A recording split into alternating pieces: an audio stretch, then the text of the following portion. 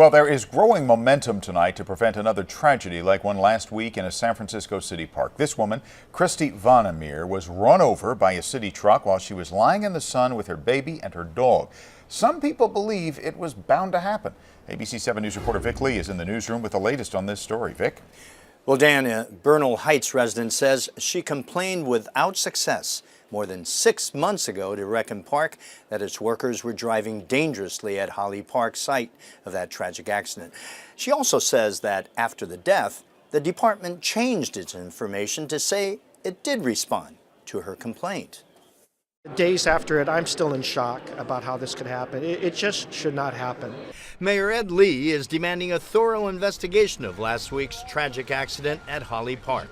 Christy Vandermeer was run over by a Rec and Park Department maintenance truck Thursday afternoon as she was sunbathing on the grass at Holly Park with her baby and dog. Police identified the city worker as 57-year-old Tom Bernowski. Witnesses told police he drove off without stopping. Police tracked him down a few blocks away and took him into custody. Many neighbors we spoke to said workers often drove recklessly onto walking paths and grassy areas.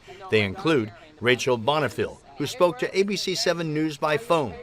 On February 26, she went to the Rec and Park website and filed this complaint. It said, park maintenance workers who clean the bathrooms routinely drive their trucks, vans through the park on pedestrian paths.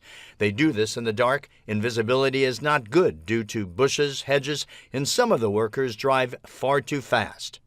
On Friday, the day after the fatal accident, Bonnefille took a screenshot of the web page showing complaints that have been filed. Hers was number 1454. It read that her complaint was still open. In other words, not resolved. Her page showed no response from her complaint.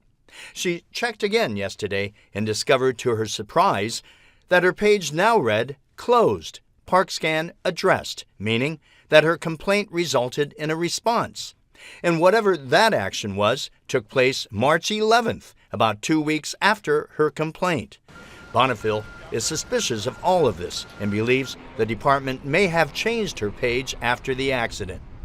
Supervisor David Campos, whose district includes Holly Park, also wants to get to the bottom of this particular complaint. I think it's important for Rec and Park to know that this is out there, that this accusation has been made, and to make sure that they respond fully.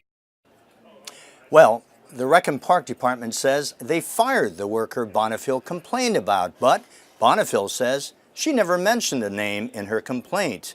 As for the sudden change regarding the response to her complaint, Rec and Park referred us to the city's 311 department, which works on complaints from ParkScan. 311 referred us to the group Park Alliance, which also deals with those complaints. And they tell us there was a server upgrade and information about the park's response must have been lost. Still, one big question: who changed the response to the complaint over the weekend from open to closed? And why then? Vic Lee, ABC 7 News.